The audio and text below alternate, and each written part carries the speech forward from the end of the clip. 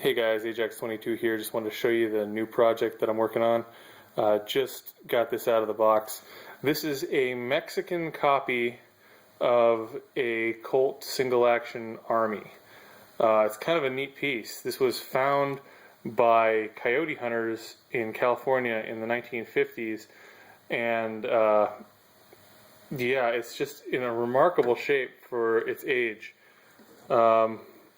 I'm half tempted to leave most of the original patina on it and not try to do any cleanup, and just clean up the internal components so that it's functional. You know, punch the bores a little bit, maybe do some electrolysis on the inside of the barrel, but it's actually really quite clean. Yeah, the cylinder actually will rotate and it'll cock and everything, but the little hand that locks the cylinder in isn't retracting properly. So you have to cock it and then kind of help it around, which I don't know if I like doing, because it really just needs to be disassembled so that it can be retimed properly. Missing the ejector housing, which I'm not exactly sure how I'm going to replace. But I mean, literally everything else is there. This gun was, exposed to the elements for a long time.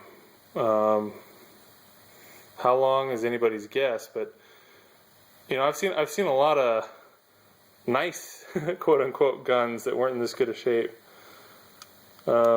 I was actually expecting quite a bit more of a project. I don't think this one's going to take all that long. Knock on wood, famous last words, I'm sure. But yeah, we're going to basically soak it in penetrating oil, see if we can get her to come apart, see what it takes to retime one of these. Let's see if we can inspect the markings, and then see if we can't get some history on this. I've actually had never heard of a Mexican Colt before. Apparently they were made in Spain and Belgium, and even by some little home gunsmiths in Mexico. And they're supposed to have really crummy metallurgy and be somewhat close to being a single action army, with some parts that can kind of be fit to it, but mostly not. And I just don't know enough about single action armies to really tell offhand if anything will fit this.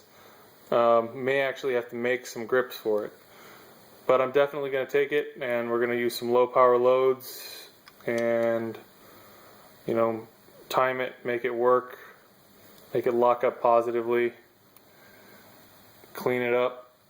I don't think we're going to do any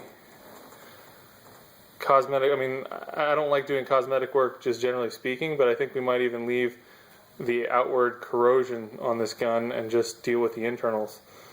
Keep that, picked up off the ground look. But, feels pretty good. Could use some grips. That is just a neat piece. Absolutely amazing. It's in this kind of shape after the trials and tribulations it's had. Yeah. Looking forward to this one. Those are some thin cylinder walls. A little bit thin cylinders.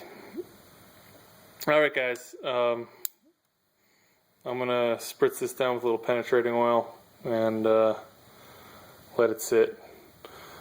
Probably going to actually wind up taking and getting a new Tupperware, going down to the hardware store and buying a whole bunch of cans of the Pea Blaster and just chucking it in a tub with a decent quantity of that for a while.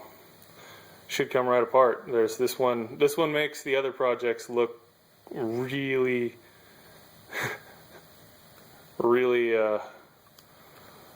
more complicated. It's just a simple fix on this one. Famous last words, but yeah, this is just in great shape. Very excited. Alright, so see you when we get this back out of some penetrating oil.